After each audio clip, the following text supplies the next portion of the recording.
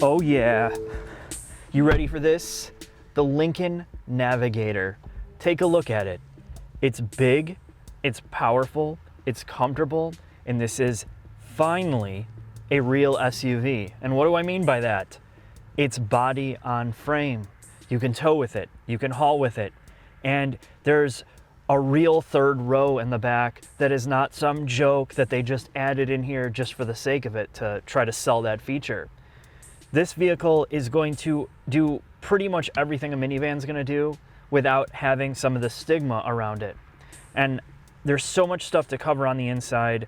Really, this is the main reason you buy it, is the interior space and its utility. So let's get started.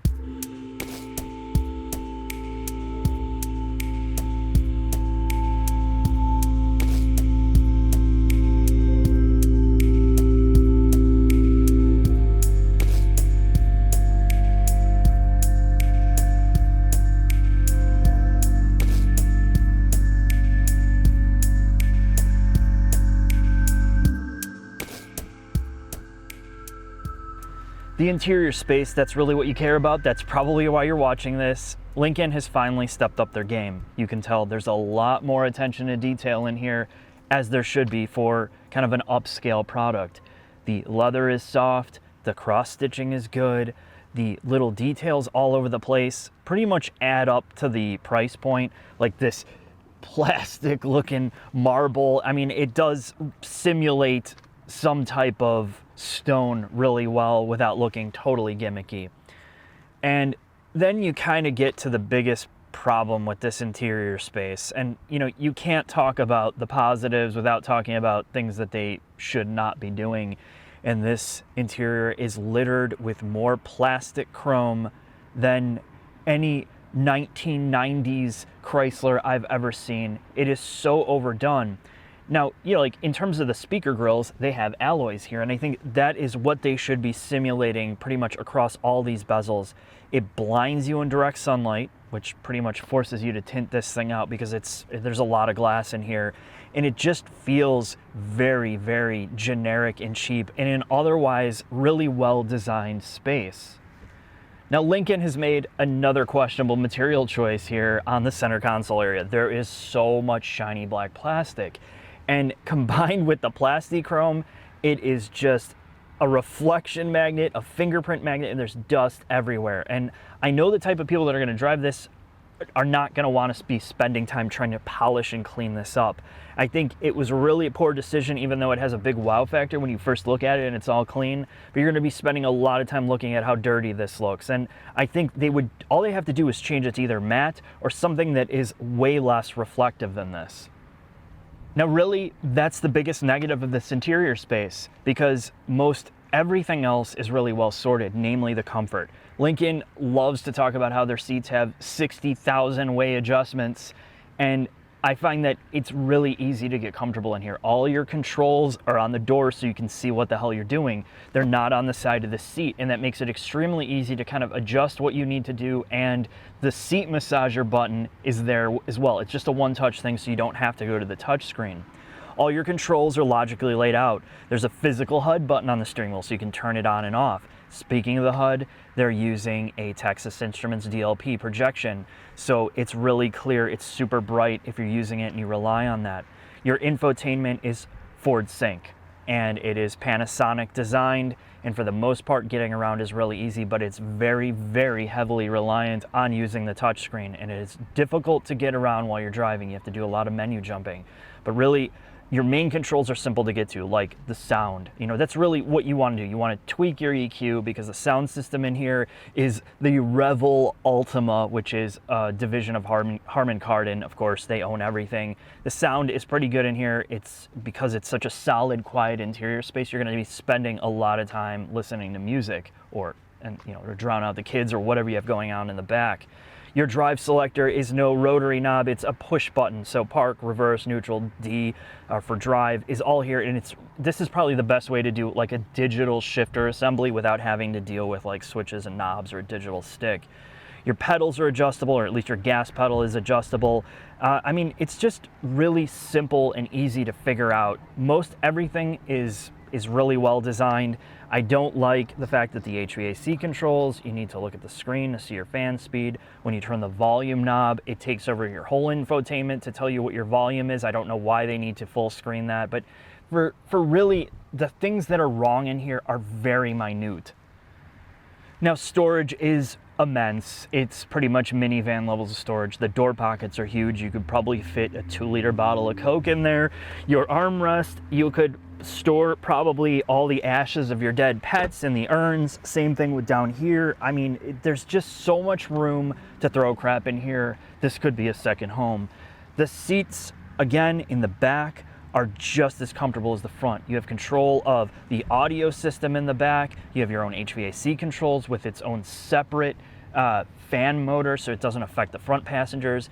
There's things in the infotainment where you can kind of set up each key individually for each driver, so all the settings carry over depending on that. I mean, there's a lot of thought to detail in here, and one of the best parts about getting in this car, namely in the back, it's easy to get in the third row.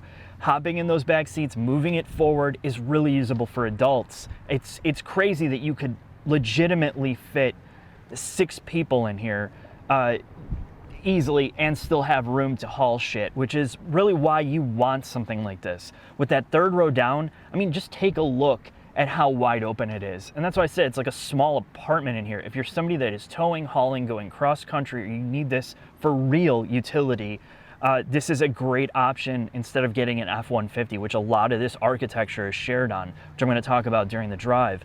But for the most part, I really like this. You know, if you want a utility vehicle, you buy this. Pretty much screw all the other crossovers, spend the money, and just enjoy life. Or don't, whatever. Now lastly, you want to know about the ass end of the Navigator because, well, that's what this is also about.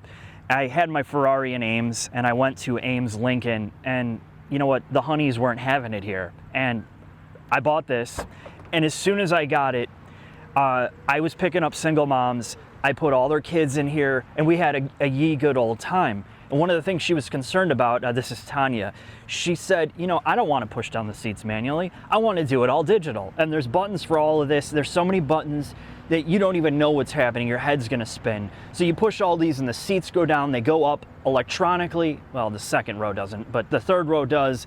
And it's so damn convenient. There's USB ports littered all over the back here. So you can charge your iPads, your back massager, whatever you have. I would say the Navigator is your best friend. The hell do you close it?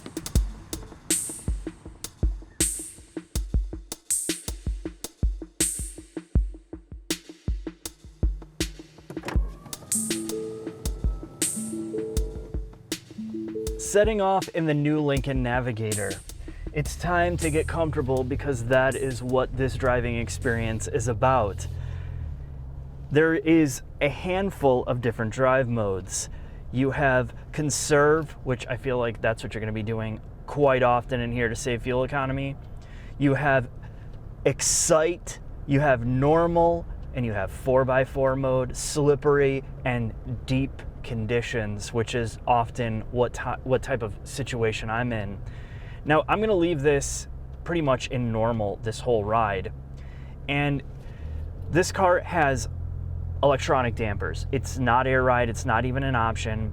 And what you need to know about the Navigator right off the bat is it's built on the F-150 chassis or platform. And you can tell underneath pretty much from 3/4 of the car, it's all F-150. Now, of course, they've done things with bushings, sway bars, shocks, spring rates to make it much more softer and compliant. But when you look at the rear quarter, it's a totally different frame. And that is because they wanted to have independent rear suspension in the back. And when you put independent rear, you don't get the springiness and the bounciness of a truck. So even though this is a real truck frame, you still have independent rear suspension, and it makes a huge difference. This is still going to appeal to those who like a more solid truck ride. This is not like a crossover or a one of the smaller SUVs that is unibody. So that's a huge pro if you want something like this. The big thing is you have this electronic gauge cluster, which really runs in kind of minimal mode. I'm not sure why they don't have physical bezels around it, because so much of the screen is wasted for just pretty much showing your speedometer and just other minor information. I like the graphic design. It's a really good screen. It's bright. The black levels are good.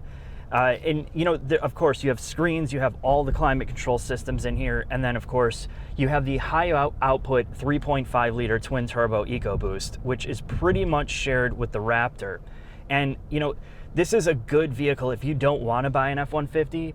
This thing drives extremely well without air suspension. The steering is pretty good without being totally like boat-like. I mean, the parking lot or the turning circle is good. You don't feel like you need to do 23-point turns to get this thing around, which is good if you're towing a boat. I mean, really, everything works in here just like you would expect it would, you know, coming from an F-150. The trans is responsive, and even the power output, you know, I was kind of surprised.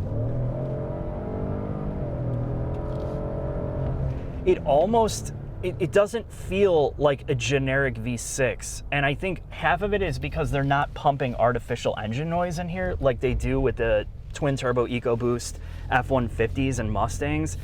It sounds natural, it sounds good, and of course it's more refined because they want to make this a quiet cab or quiet driving experience.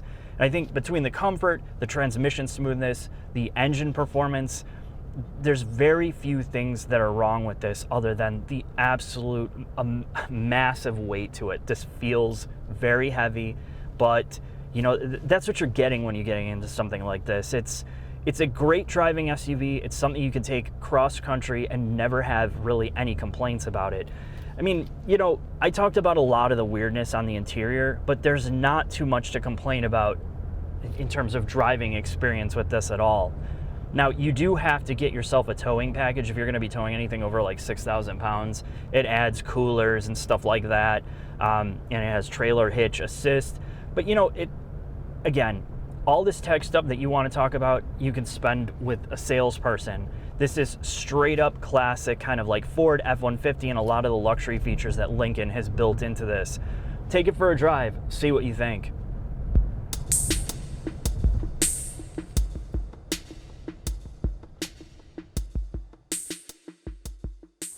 Final thoughts on the Lincoln Navigator.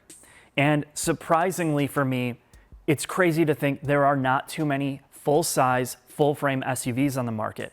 We are littered with all these hatchbacks turned crossover that's just a car with a slight lift, or these SUVs pretending to be trucks. And the Navigator is a true truck. It is body on frame. It has the suspension, the four-wheel drive system that you would expect in like an F-150. That's just a huge pro for so many people. The second thing is you get everything that you would want from that truck, but in a luxury car-ish package. And what do I mean by that? It's quiet, it's refined, and it rides well. You don't get the bouncy truck ride with this, but you get most of the capability. The seating comfort is really good. The seating design, the massaging seats, and the configurability of the seats, and the way that you can use it as a cargo vehicle is pretty kick-ass.